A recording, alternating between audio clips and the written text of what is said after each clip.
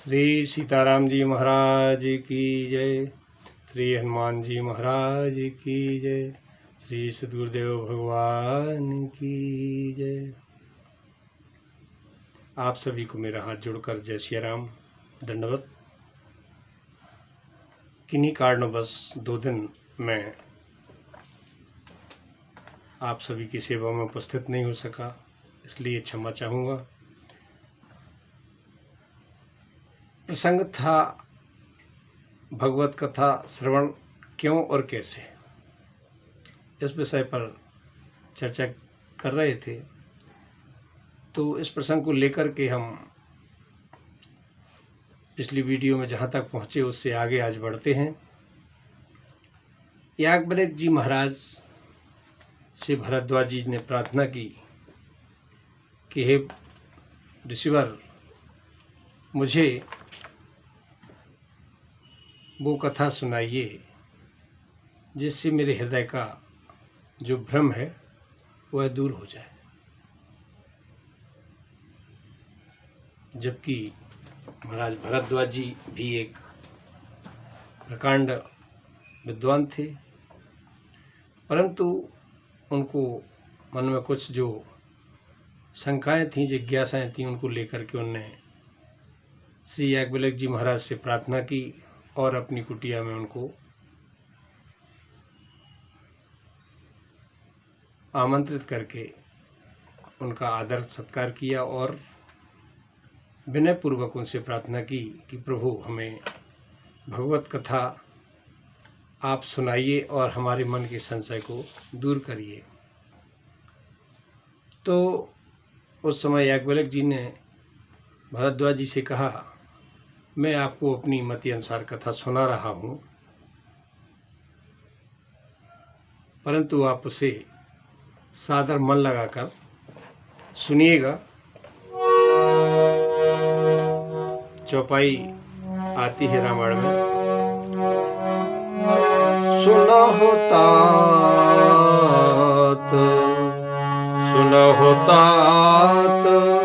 सादर मन लाई, कहौं राम के कथा सुहाए। हे ऋषिवर, आप प्रभु की कथा को सादर मन लगाकर पूर्ण मनोयोग के साथ सुनेंगे, तभी आपको आपके उद्देश्य का अभीष्ट फल प्राप्त हो सकेगा।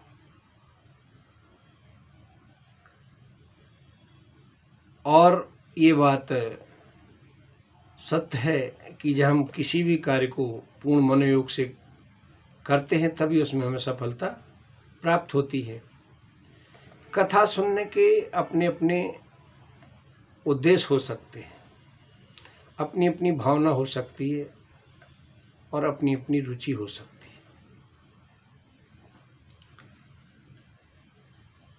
है। इन उद्देश्यों में कथा के माध्यम से कोई किसी की भावना और रुचि, किसी की रुचि सगुण साकार ब्रह्म में होती है, किसी की रुचि निर्गुण ब्रह्म में होती है, कोई द्वैत दर्शन करना चाहता है, कोई अद्वैत, किसी की सांख्य दर्शन में, किसी की ज्ञान योग में, किसी की भक्ति योग में अपनी अपनी निष्ठा होती है। श्रोता का क्या उद्देश्य है, इसका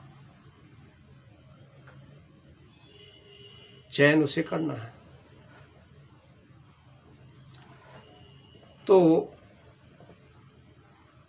कथा को हम किसी भी उद्देश्य को लेकर के सुनेंगे तो हमें उसमें अपने उद्देश्य की पूर्ति अवश्य प्राप्त होगी, क्योंकि भगवत कथा, श्री राम कथा, कृष्ण कथा तो कल्प वृक्ष है, कल्प वृक्ष के सदृश है। हम जो चाहेंगे वो हमें अवश्य ही प्राप्त होगा। परंतु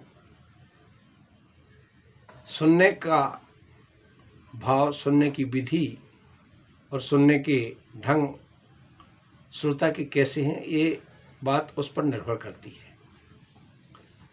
श्रीमद् भागवत कथा में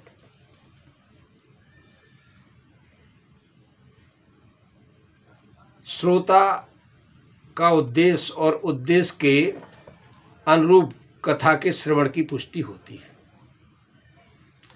राजा परीक्षित द्वारा सुखदेव जी से किए गए प्रारंभिक प्रश्न में कथा के उद्देश्य का संकेत, स्पष्ट संकेत किया गया है।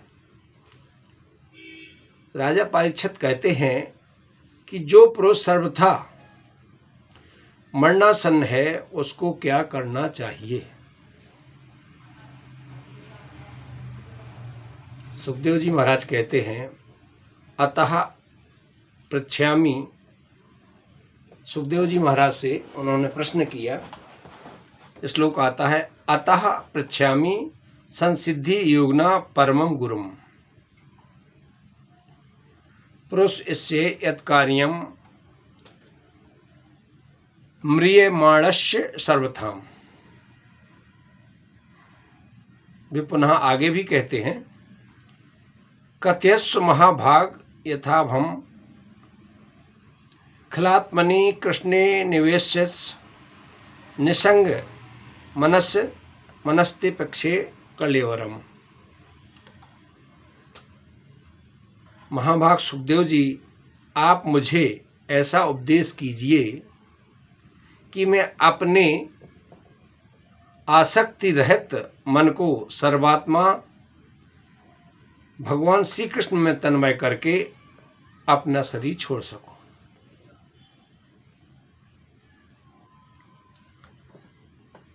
कथा श्रवण विधि विषय के उपाख्यान और आता है। गोकर्ण जी द्वारा कथा श्रवण कराए जाने पर धुंधकारी की प्रेत योनि से मुक्ति हो गई,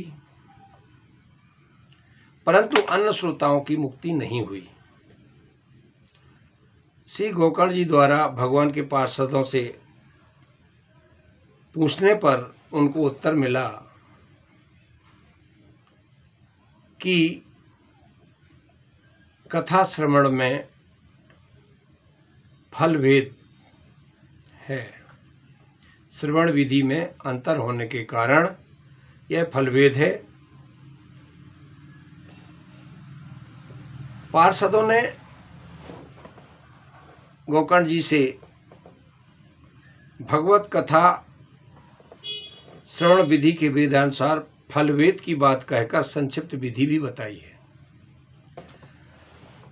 सप्तरात्र मुपोष्य प्रतेन श्रवणम कृतम मन नादि तथा एन स्थिर चित्ते कृतम वृषम। प्रेत ने 7 दिनों तक निराहार रहकर मन लगाकर कथा सुनी, अपने मन और चित्त को स्थिर करके खूब मनन और निध्यासन किया। यहाँ श्रवण भेद से फल भेद की बात आई है। आगे श्रवण विधि में के विषय में कहा गया है कि गुरुजनों में विश्वास, दीनता का भाव, मन के दोषों की निवृत्ति और अपने चित्त पर विजय प्राप्त करनी चाहिए और एकाग्र मन से कथा का श्रवण करना चाहिए। आज की जो स्थिति है वो अलग प्रकार की हो गई है। हमें समाज में कथा सत्संग के प्रायः 2 रूप दिखाई देते हैं, समष्टि परक कथा सत्संग और व्यष्टि परक कथा सत्संग। इसके संबंध में हम कल चर्चा करते हैं। इसी के साथ आप सभी लोगों को पुनः जय श्री राम। कथा कैसी लगी और चर्चा कैसी लगी, इसके संबंध में इस दास को अपनी इच्छा अनुसार जैसा लगा हो वैसा लिखने की कृपा करें कमेंट्स के द्वारा, और इस वीडियो को लाइक करें और कमेंट्स करें और मुझे सुझाव अवश्य दें। जय श्री राम।